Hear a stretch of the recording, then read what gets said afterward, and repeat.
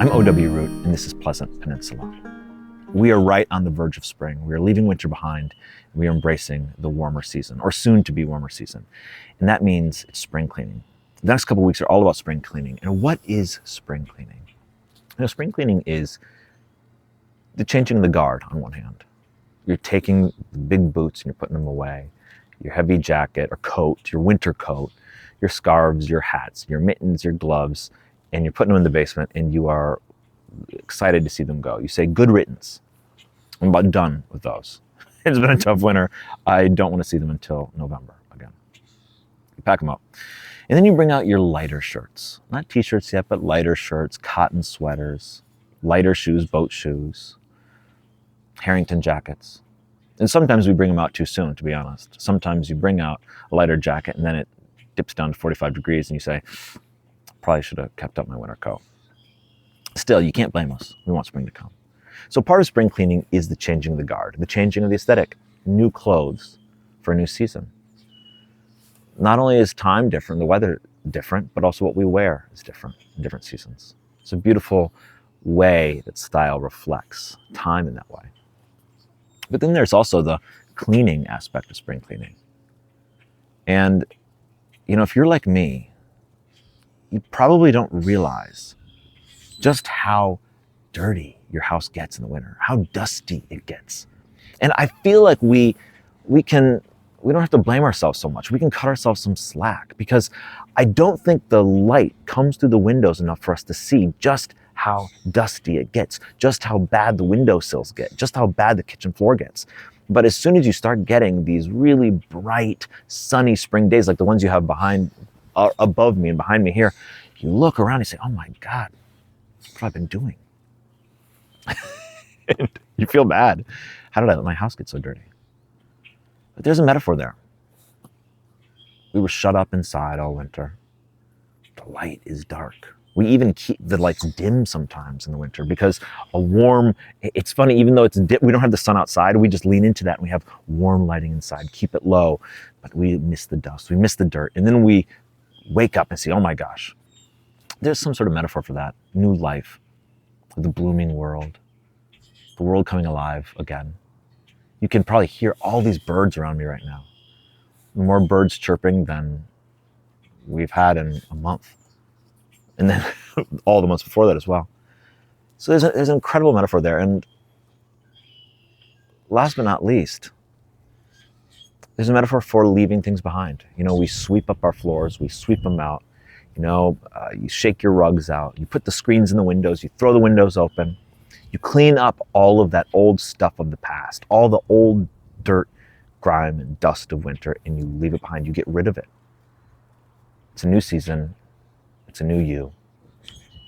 There's a beautiful message there. There's a beautiful meaning there. Spring cleaning is about cleaning your house. But it's also about life too. Brighter days are ahead.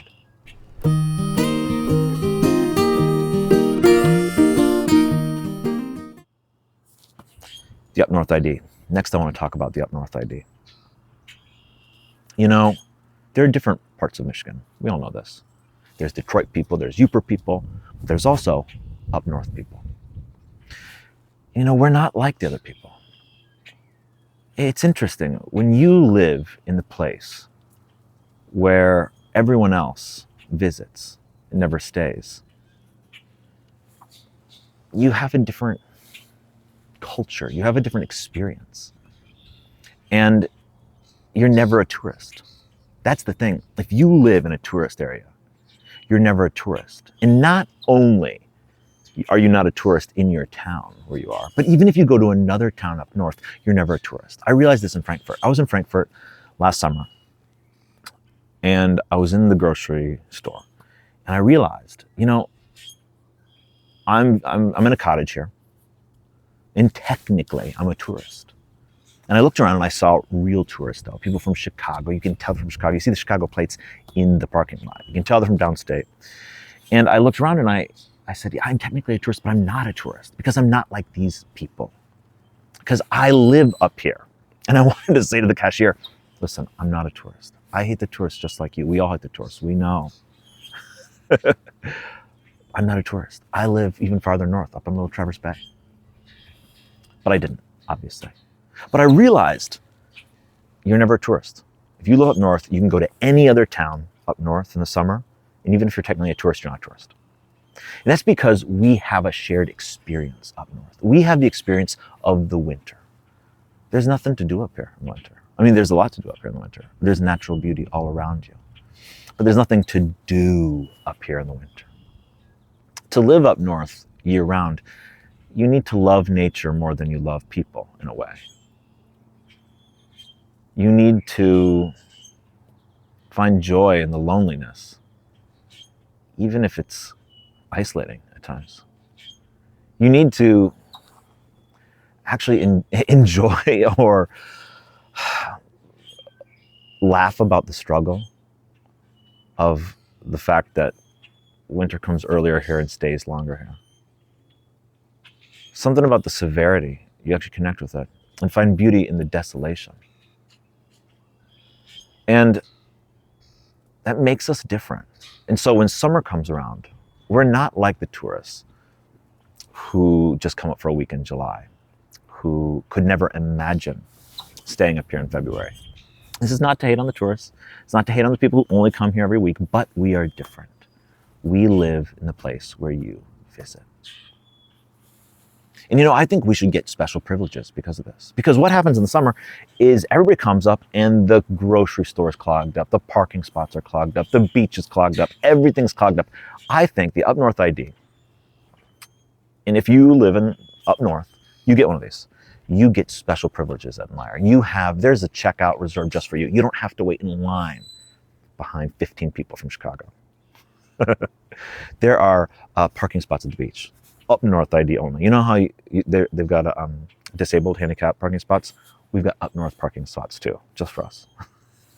At restaurants, we need to have a couple tables reserved, just Up North residents. Because we suffer all winter. Why do we sort of be clogged up with the tourists? It's an interesting thing. And like I said, it's not meant to hate on the tourists down south. And we always say, yes, we hate the tourists. When you're not listening, we always say, yeah, of course we hate the tourists, but we need them. We know we need them. They come and they bring business and they bring life, and we need the tourists, but we can still share that together. And another gift we get, and it has to be said, this is a gift that only up north people get, that tourists will never get. 2 weeks after Labor Day. Those first 2 weeks after Labor Day are beautiful. The streets are empty. The tourists are gone. It's still really warm. And the lake is actually warmer than we still got wind up here. We still got strong wind up here. The lake is actually warmer, far warmer in September than it is in May. So you can go to the beach. The town is yours. And it's like summer, but there's no tourists. It's like a private summer just for the locals. And that's a gift that the Up North people, that us Up North people get, even without the Up North I.D. The Up North I.D., it needs to happen. I think it's time for it to happen. The Yoopers, they're their own group. The Detroit people, they're their own group. The Up North people, we live where you only visit. We stay here. We deserve an ID of our own, with special privileges. I'm O.W. Root for Michigan Enjoyer.